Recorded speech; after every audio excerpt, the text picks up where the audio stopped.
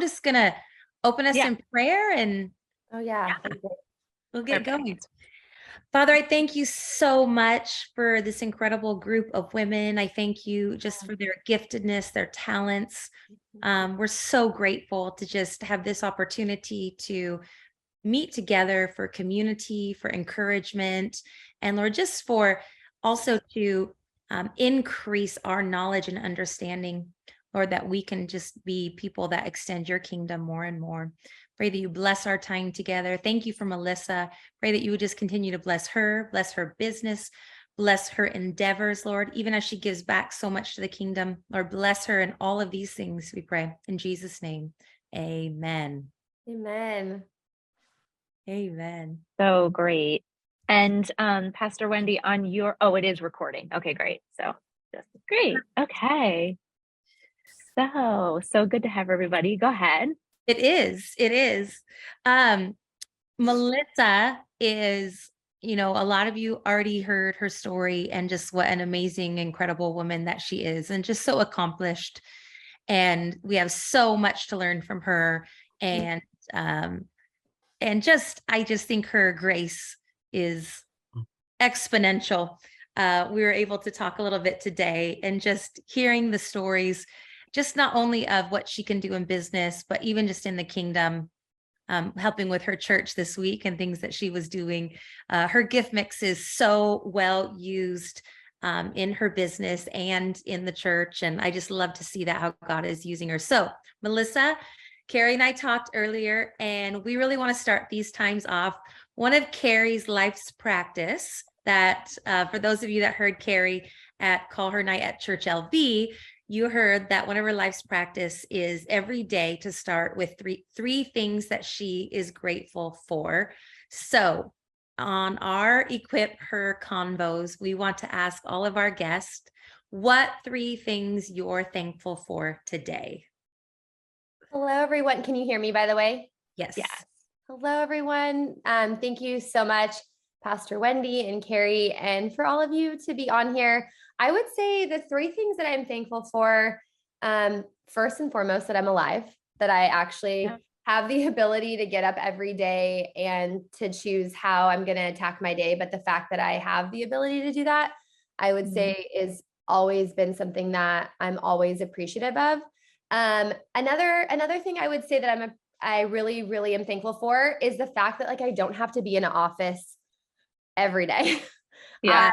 I mean, behind me, this is my house, and the fact that I can work from home when I want to, or if I want to go to a coffee shop, I have the ability to work from wherever, and I'm super thankful for that. And I would say that I'm also thankful for this opportunity. I've prayed a lot about how I could help build the kingdom, but also pour into other people. And I've had the opportunity for other women to pour into me. So the fact that I can even play a small role potentially in helping you is such an awesome thing to me. And I really appreciate it.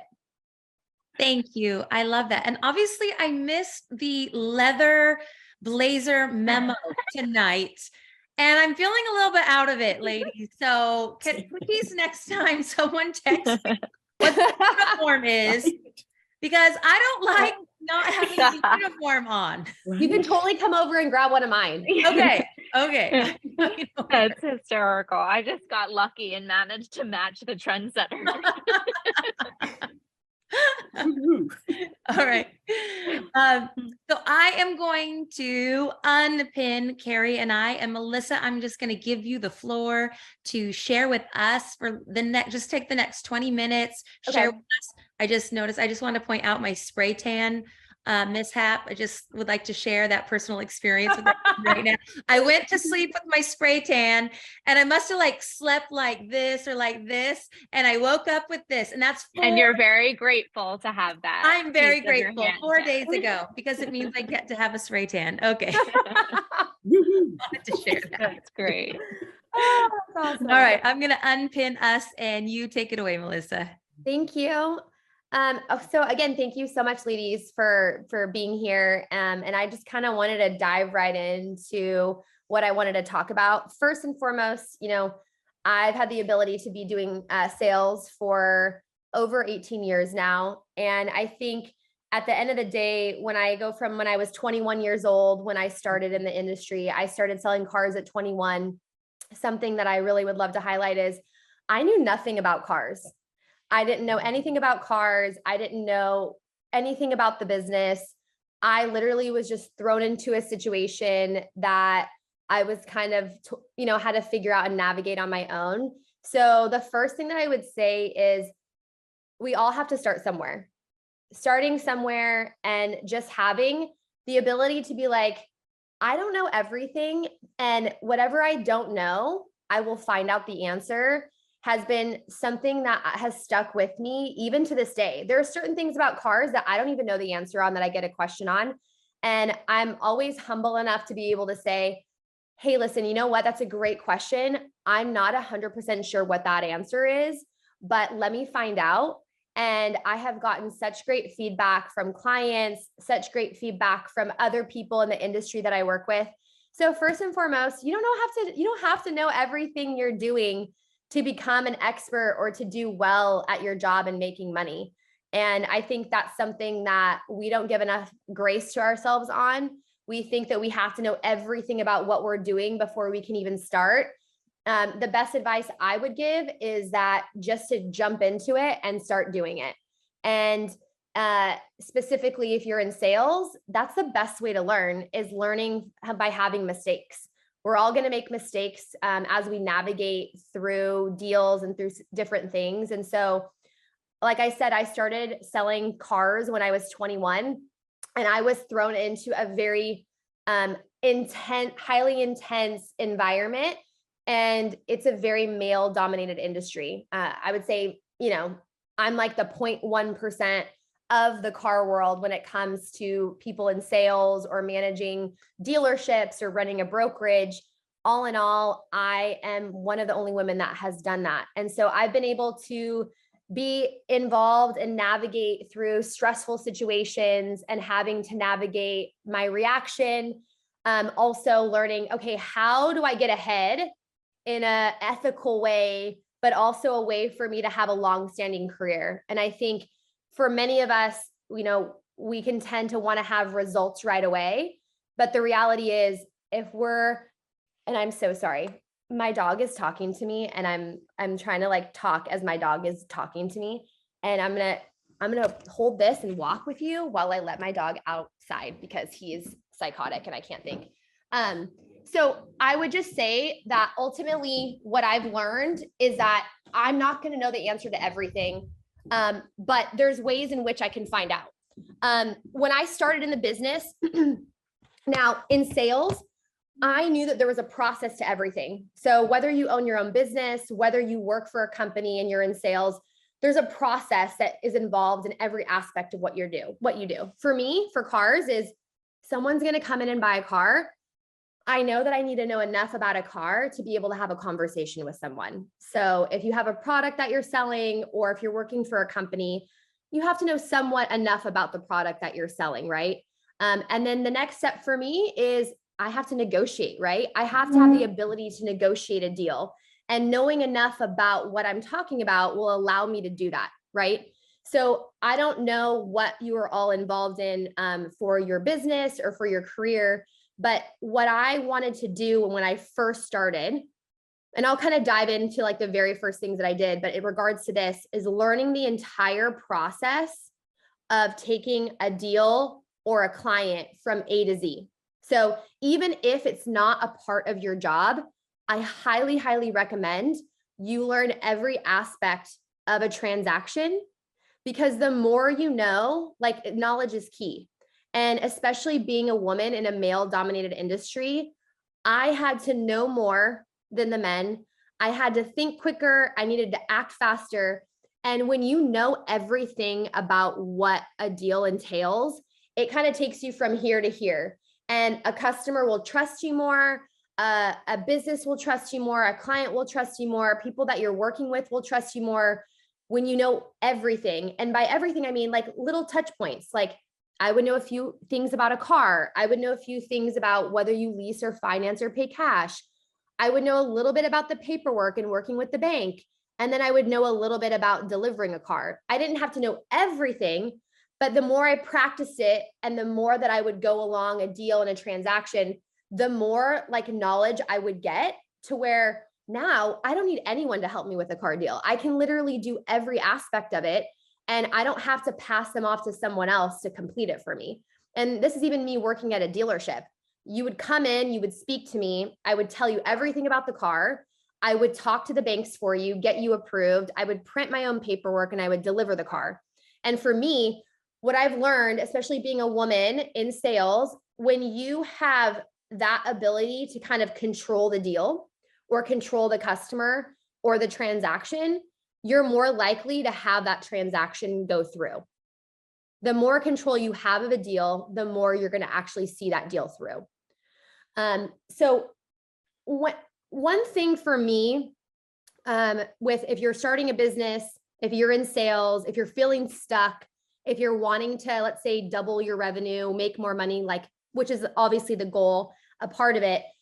One thing I'd recommend, and I have this, and I'm actually happy to provide it, but I have this value system that I do when I started in sales and then when I started my own company. And I have this value sheet. It's a list of things, a list of values, whether it's financial freedom, whether it's having a full plate and being busy, having recognition from other people. Let's say I'm spending more time with your family. There's a list of values that I kind of weigh out and I number them 1 through 5. And obviously 5 is the most important. 1 is the least important. And what I did is I went through this checklist and I decided, okay, I'm going to number all these. And I looked at it and I said, okay, what are my top 5 values? What are the top 5 values that are important to me in my life and that I want to be able to make a part of my life, like as how I do business and how I live my personal life? Once I figured out these 5 values, I went to my goals. So this could be a financial goal, whether it's like you want to be able to buy a house in a certain amount of time, or you want to be able to take a vacation, 1 or 2 times a year, and that, however that looks for you, I would recommend writing out 5 top goals for yourself. And like really think about it. Really think about, okay, what are the top 5 things that I value most in my life? And what are the top 5 goals that I have for my life? And I think once you actually are able to sit and look at each of those, they're going to go together and they're going to blend together. And that is really going to give you the motivation to get up every single day, because you're going to know what you value and you're going to know why you're doing it, because you're going to have those goals. And for me, I would literally put them on a Post-it and I would put them in my bathroom. I'd put it at my desk, because we all get burnt out. We all, are super hard on ourselves and we all want to accomplish things, but sometimes we like stop ourselves from being able to do that. And I think once you have those 5 values and 5 goals, then I think you're able to implement it into your business. With my business and what I do, I had to figure out a certain level of systems and processes that I was going to execute in order to be able to go from, let's say, selling 10 to 15 cars a month to like 20 to 30 cars a month. And figuring out your process and your systems is really, really important, because it's going to allow you to execute things a lot quicker, a lot more seamlessly, and you're going to be able to move on more, I guess I would say, in a quicker fashion and go through more deals, still like handling it the way that you want to value that deal and value the way that you work. But like, I'll give you an example. I don't know if most of you are in sales, but I get a question a lot of the time of sales calls and like, how do you do a sales call? And so for me, I've created a system and a process. So when someone calls me or I call someone, I have at least 10 items that I know that I need to ask them and or get answered in order to move on to the next step of my process of selling a car. Getting their name and number, getting their email, asking them a series of questions. What make and model do you want? I think once depending on what you sell, figure out what questions you need answered in the very first conversation. What would help you to get from like A to Z way quicker? So instead of like, most people work deals a little bit differently. They'll get their information and then they'll be like, okay, I'll get right to work. for me, I'm like, I already am selling you a car. So, okay, so I need to know all of this information. So that way, when I get it up front, I'm not having to navigate through difficulties or challenges as the deal goes on. So I'll ask them, okay, make and model. Okay, do you have to have a specific color? Do you have to have this? Like knowing what you need answered, that will help you narrow down to get exactly to what they want. You know, like Lisa is on here, and her and I have talked a great deal. She's awesome. Hi, Lisa. You know, with what she's selling, you know, figuring out in the first phone conversation the type of person they are and what their hot points are is so important, because that's going to help you sell your product. So figuring out, oh, great. Like for me, it's like, do you want to lease, finance, or pay cash? Okay, great. Is this a business? If is this for your business, or is this personal? Is there a certain amount of money you want to pay a month? Like asking up front, like payments and like prices is so key, because people are just going to tell you. And rather than you thinking of, okay, maybe this is not too expensive for them, or maybe this is, it's just like ask, okay, so what's your price point that you want to spend? And then you're going to know in your mind, okay, is it possible for me to make it happen? So here's a list of questions that I do. I ask for their name, I ask for their number and their email. I would ask them price point wise, you know, what payment they're looking for, or what price range they're wanting to stay within. I'll usually word it just like, okay, well, you know, if I can find something for you and it's able to work out, like what price range are you looking to be in? And then realistically, you're going to know if that's possible or not. And if it's not realistic for what you're selling, you tell them right in that moment and you say, you know what, I really wish that I could make that happen. But the reality is, unfortunately, that's below, you know, what the normal retail rate is going for. And I think when you are able to like navigate difficult answers and questions in the beginning, it's going to set a precedence for you to know, okay, this is a real deal, or this is someone that's so off par that like it would take me so much hours and time and not even knowing if they're able to do it.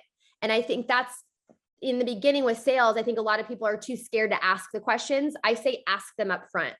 And get to know them on the phone, like get to understand what piques their interest, what type of person they are. Some of my clients, they just want to have an SUV to write it off for tax purposes. So then I kind of redirect myself and I'm like, okay, so let's focus on this. This is going to help you get to a write-off for your taxes. Or if someone, you know, like Lisa's selling, I think security, you know, like what specific things with, you know, with like a camera system would be so important to you? Like, why would you need a camera system? Is it for because you live alone, or is it for because you've had a break-in before? Like asking a lot of questions to understand what their hot points are. Once you figure out what would really sell them or get them interested in your product, like totally go that direction. Don't stick to your normal, like, you don't have to stay within your like circle in terms of like your pitch, but you know, ask the normal things. And I don't interrupt me at any time you guys need to, because I know I keep going, but one thing I would recommend looking up is Jotform. Jotform is a program. I think it's like less than $10 a month. And if you're with a company, see if they can, you know, get into it. But when usually I take a phone call, I'll write down a lot of notes. Now, I use a CRM system. I don't know if you're with a company that has a CRM system, or if you're running your own company, I highly recommend it. It's going to allow you to keep all of your database in one place, and you can have notes, you can have task reminders, calendar reminders, invites, you can send out emails, email blasts. Like I use a CRM system called Salesforce, and it's really applicable to any type of business, any sales. And Salesforce ultimately is a CRM system that allows you to kind of keep everything together. I'll have my leads on there, and then I'm able to convert my leads to sold customers. So then I can keep track of what I'm selling. I can see my ROI. I can see what's working, what's not. And what's cool about Salesforce is there's so many hands-on help and customer service. So I signed on for Salesforce. I had used it before, but I never had to build it out myself, because you can kind of build out the way you want to see things. There's so much customer support. They could help you, walk you through everything and teach you about it. And there's so many videos, but I really highly recommend it. So JotForm, what I said, it's a system where you can build out questionnaires. And so for me, I create JotForm links. And when I'm on the phone with a customer, or let's say I'm out and about and I'm meeting someone and for the first time, I'll get their information, but then I'll say, hey, listen, I'm going to text you a link. If you don't mind clicking on it, fill out your information and submit it. What that does is it allows me to capture their information. I can ask them whatever question I want in it. It's so easy. Like anyone can learn JotForm if you go into it. It's like very user friendly. And you can create these different forms and it captures data for you. It emails it to you directly. So then you know that they filled it out, but then it automatically transfers it in to Salesforce.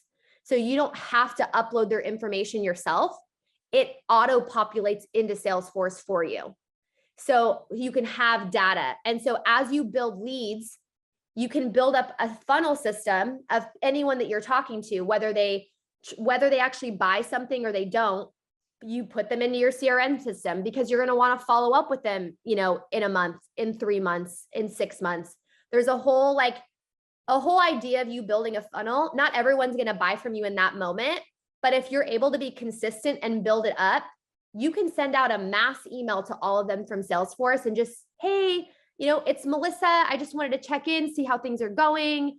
I haven't talked to you in a while. And you're able to kind of pinpoint who you want to reach out to. And it's really user friendly. And then you're not having to call 50 people. You just email 50 people and you're going to get a response, and some will be interested and then some won't. And then you just keep that funnel building up and you keep going. Is it okay if I keep going? Yeah. Okay. That's good. This is all good.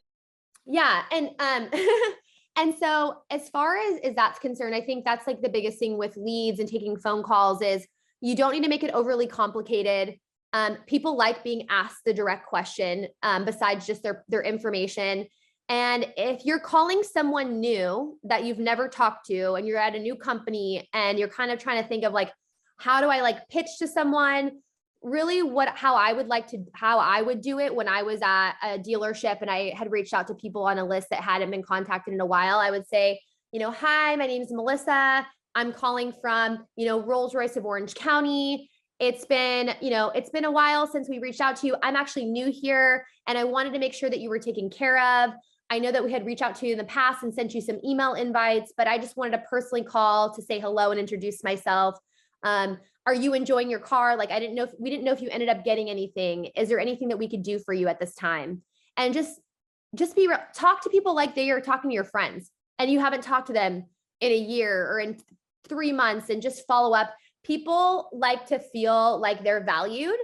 And so I think don't overcomplicate sales calls. If you have to make a sales call, just call as if, hey, I'll be honest. Sometimes if I hadn't talked to someone in a while, I'll reach out to them and I'll say, hey, I sent you an email and I hadn't heard back and I just wanted to follow up with you. And I just go right into it. And the one thing that I've learned is this: when you call somebody and you say, hi, is so-and-so available? And they'll say, who is this? On a cold call, they'll be like, who is this? And sometimes you'll get really mean people. And this is something I do. I don't stop. I'll be like, oh, hi, this is Melissa Perry. I'm calling from Rolls-Royce of Orange County. I'm actually calling you because of this. I don't even give them a minute to interject, because then you're going to get oh, I'm not available right now. Just go into it. And obviously don't have to talk really fast, but hi, my name is Veronica. Veronica, I don't know what you do, but hi, my name is Veronica. I was actually just trying to leave you a message late last week, or I emailed you and I just wanted to follow up. Wanted to see if you were still interested in blah, blah, blah. If not, no worries, but I wanted to make sure and follow up with you. And I always ask people for referrals. You know what? Totally understand if you're not interested right now. I will make sure to follow up with you in the next 3 to 6 months.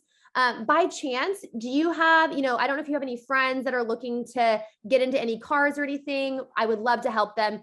I'll ask current clients, and then I'll sometimes even ask cold calls. And I cold called someone, I want to say 2 weeks ago. And unfortunately, he already had bought a car. I didn't get in touch with him in time, but I asked him if he had any friends or anyone that he knew that was looking for a car. And then I ended up selling his friend 2 Lamborghinis and I think like 2 Porsches. And it was all from a cold call. And I literally just said, hey, do you know anyone that would be interested in this? You know, I know that you're not ready at this time, but I'd love to help someone that you may know. People will give you that It information. can never hurt to ask. Yeah, it can never hurt to ask. Never. And even if people are rude, they're still going to give in at some point. That's so incredible. Hey, Melissa, will you tell, this is my question, and then we'll get to everybody else's question, but I love the way you handle difficult people, whether it's on the phone or even face to face. And I've heard the way you've done it a couple of times of like, Yeah. you know, I don't know what's happened in your day, my day, you know, like I've just seen you in action a few times, like completely diffuse situations and completely turn either deals around, but even situations around just by the way you handle very difficult people. Yeah. Thank you. I think the best way that I could describe is that you have to go into each situation or conversation looking at the other person or hearing the other person that they're just another human being like you are. They're no greater, they're no less. And I think when you can really just remove yourself of being someone that's calling to ask for something or ask for a sale, and that you're just another human being talking to another human being. I've learned to diffuse a lot of my clients are big CEOs. They're extremely wealthy, millionaires, billionaires. And I think that they're used to giving a certain type of way that they deliver and a certain type of way that they get delivered to. And it's going to really depend a lot too. Like it goes back to your values, right? It's going to go back to how you value yourself, but also what your purpose is and what you're doing. And if it's all about money, then they're going to know that you're calling and it's all about money. And so if you really have, you know, for me, like that my heart is for the Lord and building the kingdom. So I have to sometimes take a breath and check myself and instead of reacting and giving back to them exactly what they're used to, I almost kind of redirect it and just say, hey, you know, I'm so sorry. I don't know what kind of day you're having. And you might be navigating through something that's super difficult. I'm sorry if I caught you at a bad time. If this is not the best time, like I'd appreciate another opportunity to talk to you. But if you're able and willing to give me a chance and kind of let your walls down, I would really appreciate it. And I would really feel honored to talk to you. And I'm so sorry if you're having a bad day. Like, let it kind of go back to them. It's just know that it's never about you. It's always about them. And that's kind of how I always remember it is someone who's going to deliver a negative message to you is usually someone that's going through something, because we've all been there. We've all had our moments where we might have been a little bit short with someone, or we might have, you know, not handled a conversation the way that which we would want to. So just always kind of think of that and never think that you're less than them, ever. Never think that you're less than anybody else, because the reality is that we're all the same and we all bleed the same and we all deal with like difficult situations, no matter our financial circumstance. And I think when you can have that ability to just let that go, then I think you can have the ability to be able to stick up for yourself, but in a very professional way. And I think it checks a lot of people. And if in that conversation, they don't give you a response that you were hoping for, I guarantee you when they get off the phone call, they're thinking twice about how they acted. I completely agree. That's so good. I love that. And I just really believe too that I think a lot of specifically in industries where it's male dominant, and I'm from the automotive world like yourself. So yeah. I think that they're not used to hearing that honesty, that transparency, and being just, maybe if it's not even called out, but just like that honesty of like, I'm sorry you're having a bad day. You know, they're not used to it. So you're right. It just makes them double check themselves afterwards. So, and you have nothing to lose by saying that too, because you're just being honest. You're not being mean. You're just calling out a situation for what it is. So I really love just being honest at the end of the day. And I have a question for you. When we were out in Vegas, I loved hearing how it is so important for you to establish relationships and be relationship building constantly. You know, that's just like and one thing you're excellent at doing. And I think you mentioned that you would host you do host like kind of gatherings Yeah. sometimes for your clients where there really is no end goal of like selling them anything, but it's pretty much kind of just like networking, connecting, making them feel valued and like that their relationship is valuable to you. Can you share a little bit about that? Because I think that's something that differentiates you as a salesperson that not a lot of other salespeople do. Thank you so much. Yeah. When I had the ability to kind of implement things that I wanted to do when I worked for dealerships, which now I do for my company, is I always think about it as the dinner table. It's like when you're with friends, when you're with family and you're at the dinner table, that's where like some of the best conversations happen. That's when things get deep. That's when emotions can fly. Everything happens at the dinner table. And I always, my whole motto, if you get to know me more and more, is there's always a seat at the table. And I think that is just like for all of us, there's a seat at the table for everybody. Everyone has the ability to succeed and excel in life, and we all have the ability to do so and support each other. So for me, like having dinners was really something that I wanted to do when I started. I think I was 29, I think, when I moved to LA, maybe 28. And I was running the Rolls-Royce dealership over there. And sorry for Hamilton. And so what I did is I was like, okay, I don't want to just be another salesperson. Like I want people to know that I'm a human being and that it's not just about the car deal. I want to get to know these people. I want to build rapport and a relationship. I want something long-term. And that's something that is so often, I think, passed by. I think as salespeople, we just like move one to the next, and we keep going. And the reality is your core of your business and like you actually making way more money is by honoring and really building relationships with the people that are your clients. And they're going to refer you. They're going to have their friends come to you. That's when you can ask them for referrals. And that's when you're building up a funnel that is passive income. You don't have to work hard for it. And it's just passive income. So what I would do is I found specific brands and specific companies that I knew wanted access to my clients. So for me, even though I don't drink alcohol, Louis XIII Cognac is a very, high-end liquor, whatever it is. And, it's like $5,000 a bottle, and it can go up to hundreds of thousands of dollars in terms of that. And then I know that jewelry companies would be interested in my clientele because my clientele buy like fine jewelry. And so what I would do, depending on what industry you're in, I would seek out specific companies that would also want to have access to my clients. And I negotiated an opportunity for them to be like, hey, I want to have these dinners. I want to host, 20 couples at a time. So 40 to 50 people. And I want to just wine and dine them and bring them together. And these are people that have never met each other. These are people that, have been clients of mine, and I just want to honor them. And I just want to have a night where we enjoy a nice dinner and I give a little speech and we just have a good time. And as I started to just do that with my clients, and now mind you, I asked these brands and then I had the brands pay for the dinners. I didn't pay for it. The brands pay for it because everyone has marketing money, and they can use their marketing money for me to give them the opportunity to be in front of my clients. And it was very soft sell stuff. Like I would allow them to have jewelry on the table, and like the women could take off the jewelry and put it on. And then Louis Cognac would do like a full on like tasting and talk about, the cognac and the history of it and create like an experience, not selling them on anything, but creating an experience. So that's what we did. An educational experience for them to want to buy into. Yeah. And it was cool because we didn't really talk about cars, but like my clients got to meet each other.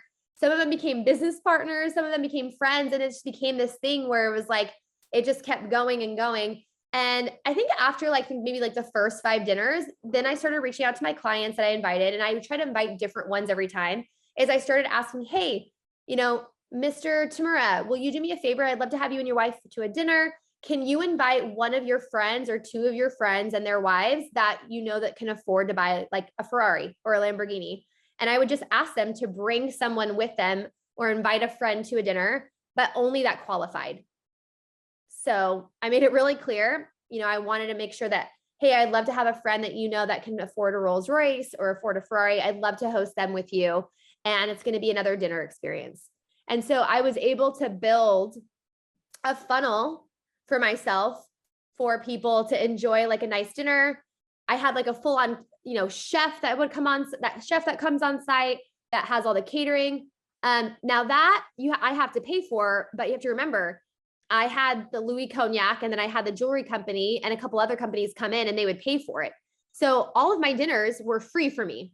Like my clientele is what they wanted access to. Now, sometimes I did pay. So it's nothing bad. And one thing I'll say, you have to spend money in order to make money.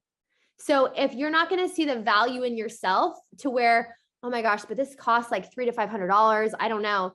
Well, then you got to question yourself. Do you think you're good at what you do? Because if you have to spend $300 to $500, but that in turn can give you $10,000, then it's financially worth it. So you have to weigh out where you're at. Like you do have to spend money. You have to take risks to have reward.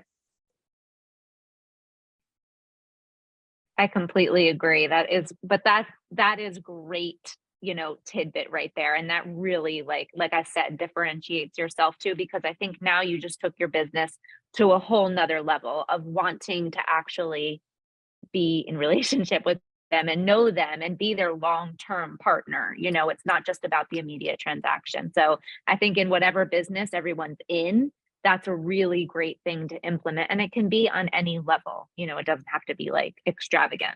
And, you know, I will tell you this, and I forgot to mention this. I connected with real estate agents. So what I would do is I would go to a real estate agent that has a house. Like for instance, I have one right here down, like not too far away, that a real estate agent is selling a very expensive home. And so we partner together. So I will host my dinners at his home that's for sale. So you can showcase the home. You can have, you know, the dinner with the private chef. Now you don't have to go that crazy big. Like even if you wanted to host it at a restaurant, you can even talk with management there or with the, you know, with the owners or the management and say, hey, I am actually going to be hosting like 10 of my top clients within the business that I'm in.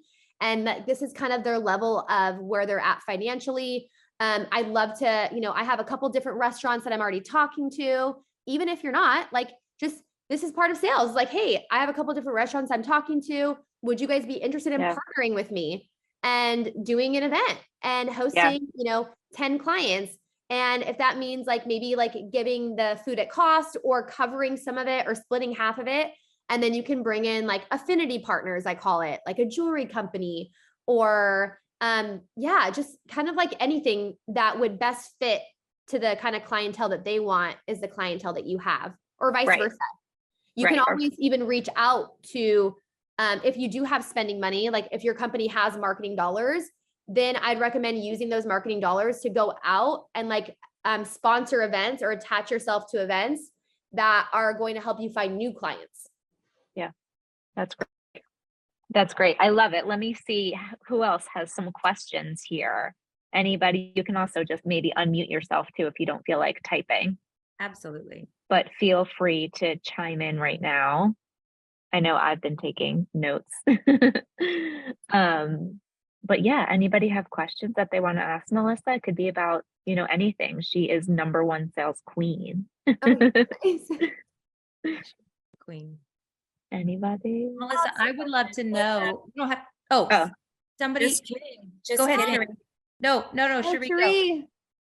Hi, Melissa. It's so good to see you. You're so beautiful, even on screen. Like you're just. You're so nice. Thank you. This has been so good. I really liked how you were talking about emphasizing how to add value to your clients. So when it comes to like how you add value and your systems and your processes, do you have a system to remind you, to help you say, oh, you know, I'm gonna send this person a note, I'm gonna reach out? Does that make sense what I'm asking you? Yeah, absolutely. So I don't know if you heard when I was talking earlier, I use a CRM system called Salesforce. Mhm. So Salesforce actually allows you to put people's birthdays into it. Like, let's say for instance, so the way that it works is when you sign up for Salesforce, and depending on what kind of company you have, I specifically just called like their help service or like their customer service. And I told them, hey, listen, I have a dealership. I'm a broker. Really, what's important to me are the people that I'm putting into it. So my leads, and then I want to track my sales. So what I would do is whenever there's a lead in the system or you enter someone in, you can put notes inside of like their profile. You can put reminders, you can put tasks, you can remind yourself. Salesforce, every time you log in every morning, it'll tell you what your tasks are for the day. Or you can even set reminders like weeks or months in advance. And that really helps me. I also use, because I like to write, I'm a writer, but I use my iPad, and I don't know if you ever heard of the app GoodNotes. Yeah, I have. So I use GoodNotes a lot. You can create different files. You can write in it. You can email that. You can transfer it to text. That's good. Yeah. But if you're trying to have like reminders for this is kind of what I do at the end of every day is I'll look at kind of everything that I did for the day. I'll look at even things that I have to finish, and I will write it out, or I use, let me show you, hold on. I use this app on my phone. Okay, don't judge me for how many text messages I don't have, okay? Or I haven't read. 1,045. Okay. Look how many I think maybe Pastor Wendy might have you beat. No, 869. You guys, how do you sleep at night? I have Come 1,045. You guys, okay. Come We don't on. sleep. That's the problem. We're not it's sleeping. true. We just found the problem. You just solved it. We It's just all solved in, it. it's unchecking those unread messages. Okay, see this here? This blue? Yeah. It's called Trello. Oh, okay.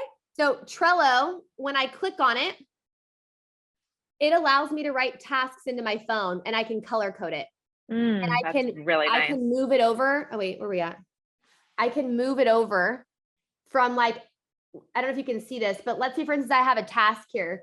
I wrote it on my phone, but I can hold it. I can drag and drop it to my done. To I- another day. Oh, Yeah, okay. to that's another nice. thing where I can say that that's done. This helps me too when I'm out and about. I don't always have my computer. How do you spell Trello? It's a TR, like T is in Tom, Yeah. RELLO. Okay. Does And with- Trello have integrations with Salesforce? Because I know about Trello. You know, I- that's a good question. I don't know if it does. Okay. I don't know if it does. I'm sure. Yeah. I'm sure it would. And if anything, what I do is because like if I'm out and about, right? I'll look at my Trello. I'll use it all day if I'm out and about and I don't have a computer in front of me. And then I'll come home and kind of navigate what to-dos I have. And then I'll figure it out at the end of the day for the next day, if that makes sense. Yeah. For me, good. I'm a writer, like when I have to visually write something down for me to remember it. So I'll usually look at my Trello because I have, you can create different boards. So like for me, I have my tasks. The other one is my sales course program. My next one is something that I'm doing for my church called Baptize SoCal. So you can create your own boards. We have a few other questions here too. Can I yeah. interject? Yeah. Yeah. Wait, because I have, all right, Natalie has one. And then wait, Veronica, do you want to unmute yourself? I'm unmuted. I was just going to say Okay. for Trello, if anybody works in a regular business or corporation, Trello works in conjunction with the Microsoft apps like Teams or Outlook. You can actually go into the App Store through Microsoft 365 and embed the Trello app, and then they all work in conjunction. So you can share the boards with other people, Yeah. assign tasks through it, things of that nature. So it's a really good app if you want to be able to coordinate with other people.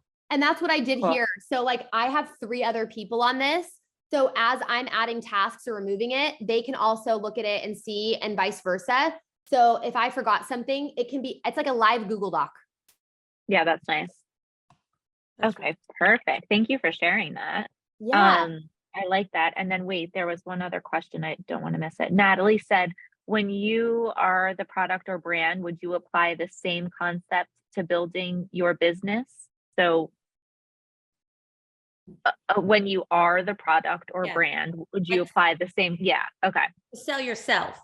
Like, Right. Yeah, no, like yeah. you're a coach or something. What is Yeah, Natalie? that's what I mean. What is Natalie? What are you selling? Well, myself, I guess. Yeah, like your services. Yes.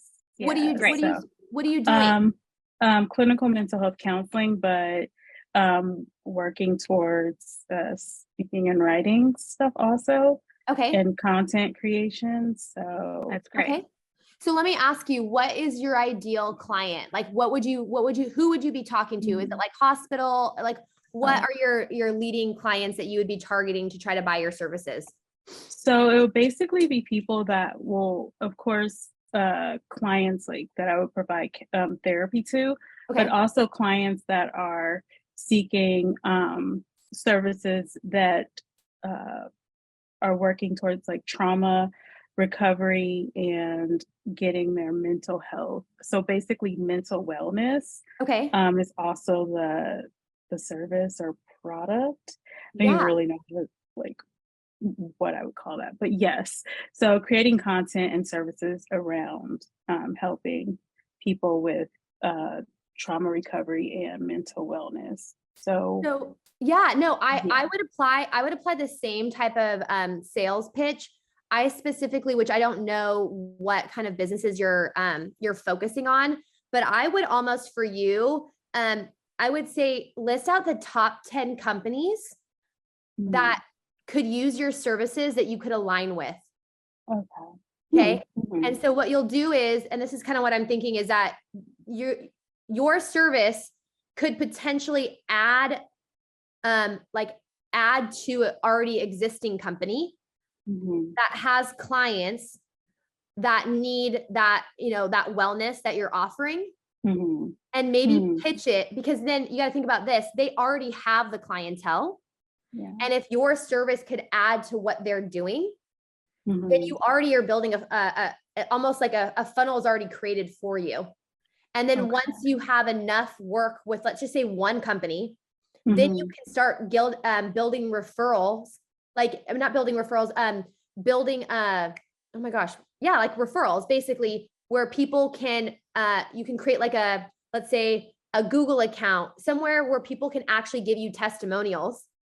Mhm. And then once Okay. you have those testimonials, then you're able to kind of focus on more businesses or more individuals that already see that you have the work and the partnerships and the clients that have used your services, which if you already do, Okay. that's the first thing that I would start getting is, hey, I really appreciate, the opportunity to help you and work with you. Would you at all be Mhm. interested? Or would you be able to, don't ask if they're interested. Would you be able Mhm. to give me what's I just said it, A testimonial. like a testimonial. Yes. Yeah. Okay. I think that's really That's key, great. especially for what you're doing. Testimonials are going to Mhm. be everything, because that's what I do. Okay. Anytime I That's sell a great. car, I send a link. I create a jot form, or a Okay. Google link, and I'll text a customer after I sell a car and say, "Thank you so much for your business. If you wouldn't mind clicking on this link and leaving me, a testimonial, it would really help my business." And then that Okay. on Google reviews, it'll Mhm. pull your name up because you have so many impressions of people leaving testimonials for you on your Google Okay. account. Okay. Okay. That's great. Right? And I mean, Melissa, we only have like literally 2 or 3 minutes left, All but right. I don't want to miss out. I know this was so good. I don't want them to miss out on your new like mastermind program, because I Yeah. want to learn too on what that is, because I think it's really great now how, you've reached such great success in your career, and now I feel like you're still pivoting and recreating and trying to still like brand yourself in new ways. Like you're constantly innovating yourself. And I just think that's awesome. It's not like you've, come to a point and you're just kind of staying at a plateau level. So I love that you're now going down this new path, and I want to hear more about it. So can you Thank just share you. with us like what it's Yeah. about? Thank you so much. Yeah. So for me, I feel like I haven't hit a ceiling in my career, but I do have so much knowledge that I've learned, especially having to navigate being the only woman, mainly in like the companies that I've been at. So essentially kind of what I'm talking about now, I'm, giving actual information like using Jotform, Salesforce, Right. walking people. I've created basically an online digital platform. So it's videos that I specifically talk about each item or detail that's involved in starting a business in sales, being in sales, creating systems, processes, basically the tools that you actually need to grow your income. And So to you're grow- more like in the weeds with each one of these steps. Yes. And you have access to the platform for a year. And it's a list of right now. I already have videos that are up there. It's courses, but it's like ever ongoing. So like, for example, I'm uploading 1 to 2 videos a week. So whoever's in the platform, like I'll be talking about, okay, this is how I do a sales call, or That's this great. is how I build leads. This is how I increase my sales. After I look, this is how I decide how much money I need to make an hour to get to the yearly goal that I need to make That's for my good. income. So Right. I break down every part of the sales process, because I think a lot of the time with those types of courses, you don't always walk away with things that you can actually use and implement. Like implement. Yeah. Yeah, but I want to give people the tools. It's just their decision how they want to proceed with it and actually use them, because it's helped me to go from making, I was making really good money at a dealership. I was making, $300,000 to $400,000 a year. And now That's I'm really getting good close money. to like the $1 million mark because of That's the way that I amazing. implement it. And And it's making your time more efficient, 100%. with these, right. Yeah. Because Like you said, when you get someone on the phone, you're not going to wait till the next time to talk to them. You're going to take what you have already and get the info from them. Yeah. Yeah. And most of the time people don't get sales coaching from their managers or their staff. And so for me, I didn't. So I was like, okay, this is what I'm going to do. I'm going to do this myself. I'm going to figure out the basics. And that's helped me get from where I was at 21 to where I'm at now. So That's great. That's great. I love that. So And where where can can, we find yeah. that? Oh, yeah. Oh That's yeah. good. So I can either email you the link, but if on my Instagram is Melissa Perry. So MELISSAPERRY. And if you click the link in my bio, it takes you to like just a form to fill out your name and email. And then you automatically get sent basically the sales page. It tells you everything that is involved in it.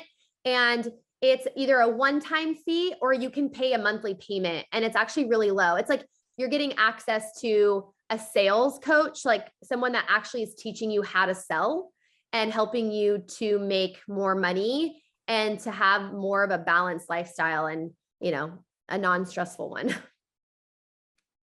That's good. We all could use that, right? Yeah. Oh my gosh. Well, this was great. I'm putting up your link right now to your Instagram page so people can just look at it. Okay. Oh, thank you. I loved this. Did everybody enjoy the time?